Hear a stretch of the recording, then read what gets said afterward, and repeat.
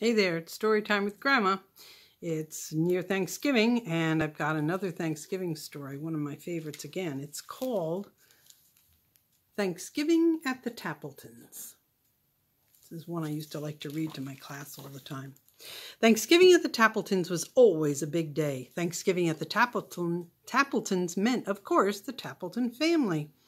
Mr. Tappleton, Mrs. Tappleton, Jenny Tappleton, Kenny Tappleton, and Grandmother and Grandfather Tappleton, and Aunt Hedda and Uncle Fritz, and most certainly, of course, the turkey and the trimmings.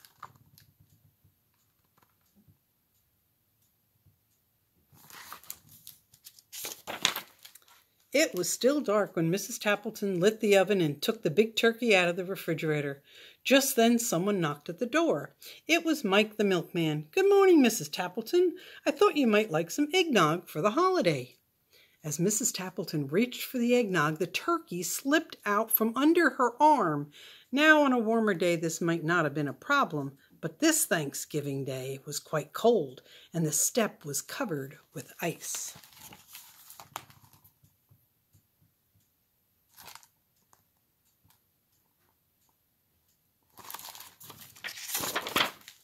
Before she or Mike could even think, the turkey had slithered into the yard. "Get it!" shouted Mrs. Tappleton. Mike reached out, but the turkey skidded past him, through the gate and into the street. "Hurry!" screamed Mrs. Tappleton. "Stop that turkey!"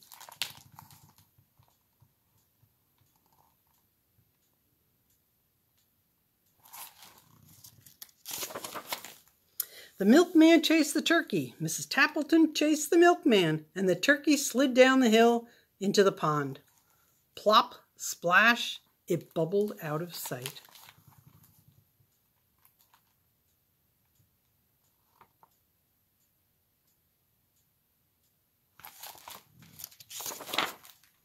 When Mr. Tappleton came down to breakfast, he took a long sniff.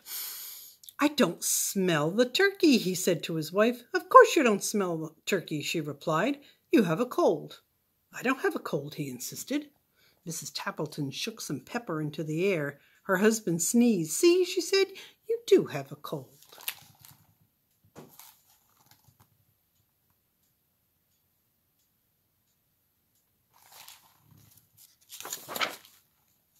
After breakfast, Mr. Tappleton put on his coat and scarf and hat and gloves. "I'm going to the bakery to buy our pies." Mrs. Tappleton handed him some boots. "Wear these," she said. "I know for a fact it's quite slippery out today." Sim's Bakery was so crowded the line reached out onto the sidewalk. Mr. Tappleton hated to wait in long lines, so he went to the diner for a cup of coffee.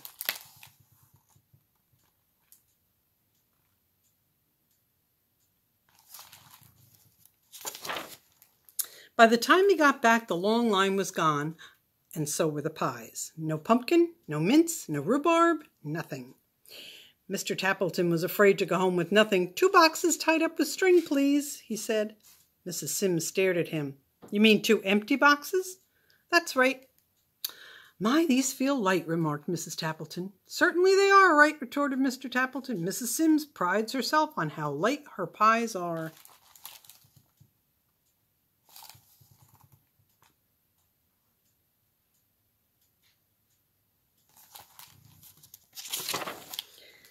Mrs. Tappleton set the table. She called to her son, "Kenny, you may make the salad. There's lettuce in the crisper and carrots and radishes too." Kenny's face grew pale. Just yesterday he had emptied the crisper and fed all the vegetables to the rabbits in Mrs. Butterworth's class.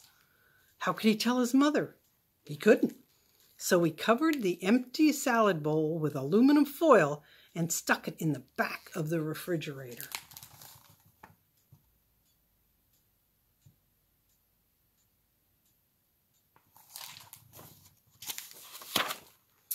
When the others went to pick up the relatives at the train station, Jenny stayed behind to mash the potatoes. Every year this was her job. She loved it. This year, she thought, "I'll make them even better. I'll use the blender." Just as Jenny flicked on the switch, the phone rang. It was her best friend, Nora. There's one thing Jenny liked to do better than mashed potatoes. It was talk. Jenny talked and talked and talked to Nora, and she might still be talking today had not a wet glump of something hit her in the back of the head. She turned to see what it was. Splat! Another glump hit her in the face. The blender was going wild and mashed potatoes were flying everywhere.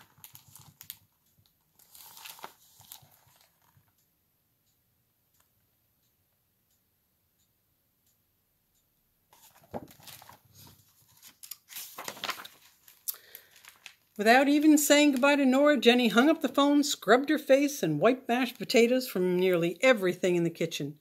She finished just as the others came back. Uncle Fritz patted his stomach. "I'm hungry," he said. Grandfather Tappleton laughed. "I'm as hungry as an elephant." Everyone sat down at the table. It was a Tappleton tradition for Grandmother to say the Thanksgiving prayer. "As soon as the turkey is ready," she smiled. "I'm as hungry as 2 elephants," said Grandfather. Mr. Tappleton went to the oven. "I'll carve the turkey now." He opened the oven door.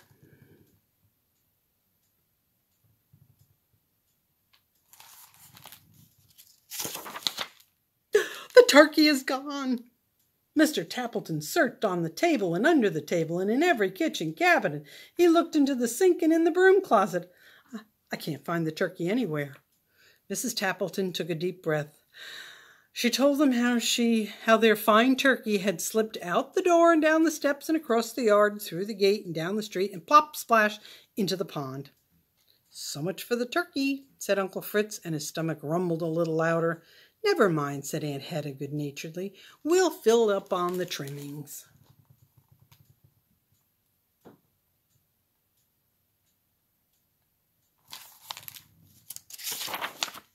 "I'll get the salad," Jenny announced. "Then Grandmother can say the prayer." Jenny set the bowl on the table and peeled off the aluminum foil. Everyone stared at the salad that was not there.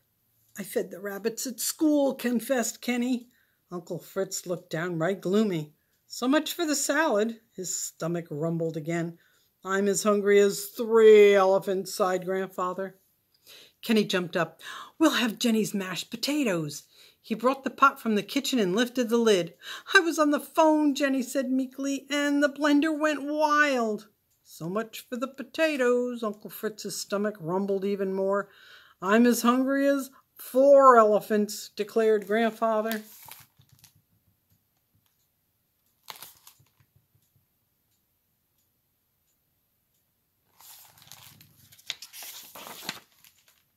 "The pies!" cried Mrs. Tappleton. "I'll get the pies."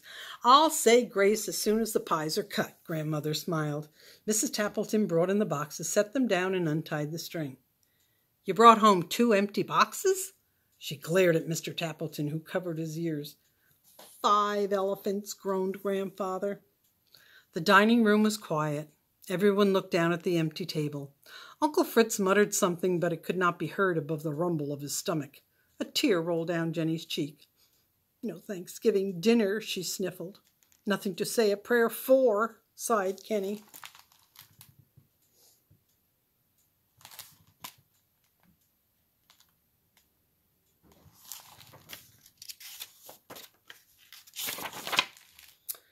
Grandmother smiled. "Of course there is something. There is more to Thanksgiving than the turkey and trimmings." Then Grandmother Tappleton asked everyone to bow their heads and to hold hands around the dining room table.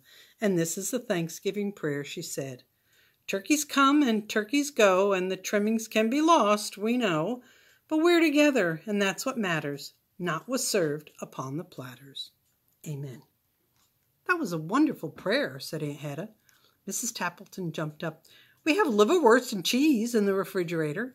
"I'll help fix the sandwiches," offered Mr. Tappleton. Jenny wiped a tear away. "I'll get the pickles." Kenny laughed. "I'll open a jar of applesauce for dessert."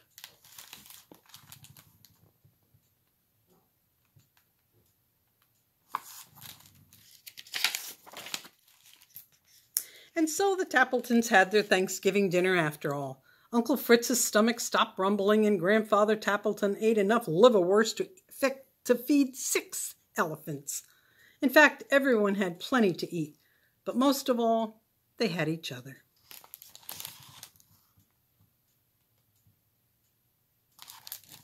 The end. It's a good story.